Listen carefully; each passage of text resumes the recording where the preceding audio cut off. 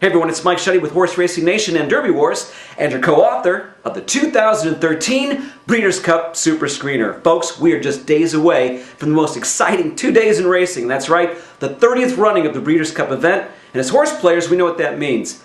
Big, large, contentious fields, and huge wagering pools with a lot of uninformed money in them. The whole point of the Super Screener is to help us all get more informed as we dive into those warm, cozy wagering pools. Now, the key to winning success, you have to have conviction as you wager into the Breeders' Cup races. The fields are just too large, too contentious to do a lot of spreading. You've got to have some conviction in these races. So the premise of the Breeders' Cup Super Screener is to help us identify those low-priced favorites that are instant eliminations.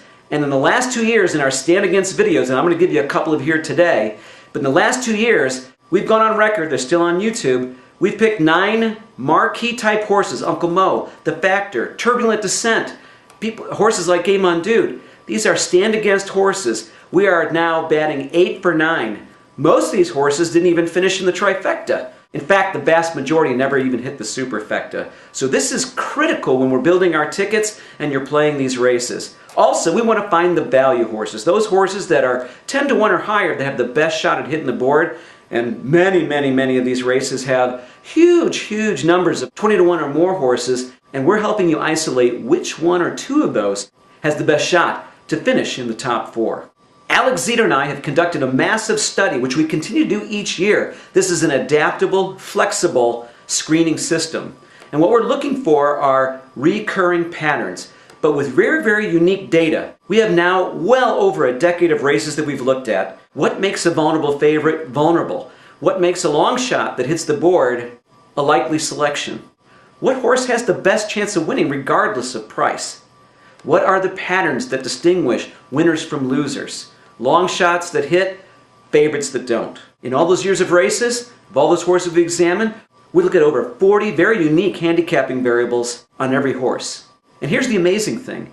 Every single race has 10 to a dozen very unique screening rules. For example, do you know which race in the Breeders' Cup demands that you have a long layoff? There's only one. What about those races where hitting a lifetime top is good news? And what about those races where that's really bad news? What about prep patterns? Is ascending or declining a good pattern? You'd be surprised which race demands a declining pattern. Also, what about pace and speed dynamics? Each race is unique. Some races favor horses with late energy distribution profiles, others with an earlier running style. The point is, we can't remember these from year to year, and they change, even if so slightly, from year to year as we get more and more data. Let me give you 2 stand against horses here for 2013. We'll start with the sprint first. The winner of last year's race was Trinniberg. You know he's going to get bet just because of the fact that he won this race last year. But the Super Screener says major stand against, primarily for 2 reasons. One of the Super Screener criteria is you really can't have more than an 8-point swing in the speed rating of your last 2 prep races. This guy has a wild swing. Plus, you need to have an ascending pattern in your speed ratings, and this horse is going just the opposite direction. Might have been good this time last year, no way this year. Major elimination. Next horse I'm going to give you comes out of the mile. One of the only horses to have defeated Wise Dan in the last couple of years, and that is Silvermax, the decisive winner in the Shadwell Mile that got turned over to the Poly Track. This horse is a complete stand against, despite the fact, because he beat Wise Dan, he'll be going off at a very low price. This horse violates one of the most critical mile criteria. That is, in this race, a top is a very negative sign. And that's exactly what he achieved in his last race.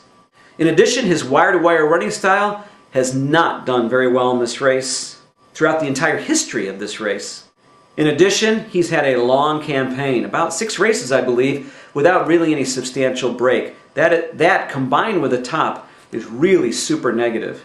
And you know this horse is going to go off at 6, maybe 7, maybe even 5 to 1. Complete stand against. In the coming days, I'll have the second part of our stand againsts. What happens to Game On Dude? Where do we stand on Wise Dan? What about Groupie Doll? And many of the other marquee favorites that will be running in this race. Now go to www.superscreener.com to learn more about this exciting product and how you can order yours and get on the reservation list. We'll be releasing our first initial book here on Thursday after the pre-entries on Wednesday. And then once the post positions are drawn, We'll give you our final selections, including wagering selections. We've got so much more new material in this book. Again, superscreener.com. In the coming days, we'll tell you more about the findings that have come out of this year's study. So until then, I want you to go fast and win.